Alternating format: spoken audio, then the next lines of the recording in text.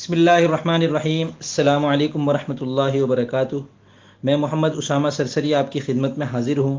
سلسلہ لغات سرسری جاری ہے۔ اس ویڈیو میں آپ کے سامنے لفظ آٹا کے بارے میں 10 اہم باتیں پیش کروں گا انشاءاللہ۔ تفصیل میں جانے سے پہلے میری آپ سے ایک درخواست ہے کہ اگر میری یہ ویڈیو آپ کو پسند آئے اور فائدہ مند محسوس ہو تو آپ کو بھی چاہیے کہ مجھے فائدہ پہنچائیں۔ اس کے لیے آپ کو صرف 4 چھوٹے چھوٹے کام کرنے ہوں گے۔ پہلا کام یہ کہ اگر چینل کو سبسکرائب نہیں کیا تو سبسکرائب کا بٹن دبا دیں اور بیل آئیکن بھی پریس کر لیں۔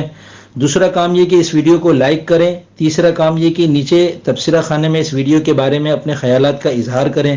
اور چوتھا کام یہ کہ اس ویڈیو کو آپ تک پہنچانے میں جن لوگوں نے میرے ساتھ مالی تعاون کیا ہے نیچے ڈسکرپشن میں موجود ان کے اشتہار کا وزٹ کر لیں۔ اگر آپ یہ چاروں کام کر لیتے ہیں تو میری دعا ہے کہ اللہ تعالیٰ آپ کو دونوں جہانوں کی کامیابیاں اور خوشحالیاں عطا فرمائے، آمین۔ اب آتے ہیں تفصیل کی طرف۔ پہلی چیز تعارف۔ لفظ آٹا ہندی زبان کا لفظ ہے۔ یہ لفظ مذکر ہے اور اس کے بعد اگر حروف ربط میں سے کوئی حرف آ جائے تو اسے آٹے کہا جاتا ہے، جیسے آٹے کا بھاؤ۔ دوسری چیز، لفظ آٹا کے 4 معنی ہیں: پسا ہوا غلہ، خشک پسی ہوئی چیز، کسی چیز کا برادہ، بوسیدہ اور فرسودہ۔ تیسری چیز، لفظ آٹا کے مترادفات: برادہ، بوسیدہ، پسان، چورا، چون، صفوف، فرسودہ، ملیدہ، میدہ۔ چوتھی چیز، لفظ آٹا کا لسانی تقابل۔ ہندی میں آٹا اور چون کہتے ہیں، عربی میں دقیق کہتے ہیں، فارسی میں آرد کہتے ہیں اور انگریزی میں فلور کہتے ہیں۔ پانچویں چیز، مرکبات: آٹا آٹا، آٹا دال، آدھ سیر آٹا، آٹے دال کی فکر، آٹے کی آپا۔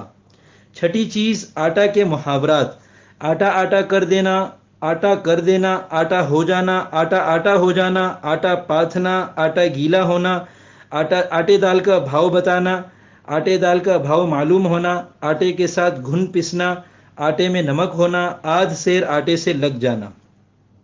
ساتویں چیز، کہاوتیں: غریبی میں آٹا گیلا، آٹا دال الو بھی ہے، آٹے کا چراغ گھر رکھوں تو چوہا کھائے، باہر رکھوں تو کوا لے جائے۔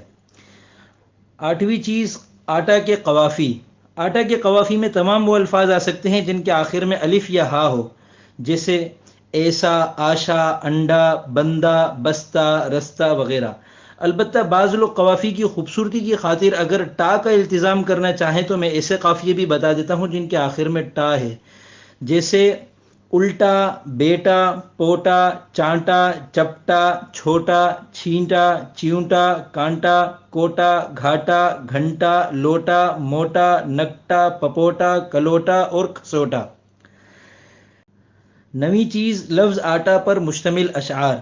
محترمہ نازیہ نزی صاحبہ کہتی ہیں: جو کہ آٹے میں فائدے ہیں بہت، سمجھو بیمار کی ہے اس میں شفا۔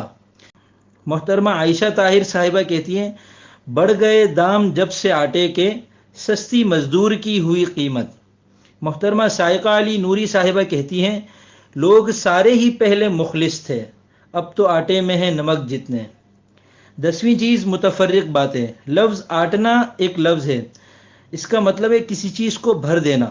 اس سے ماضی کا صیغہ بنے گا آٹا، یعنی اس نے بھر دیا۔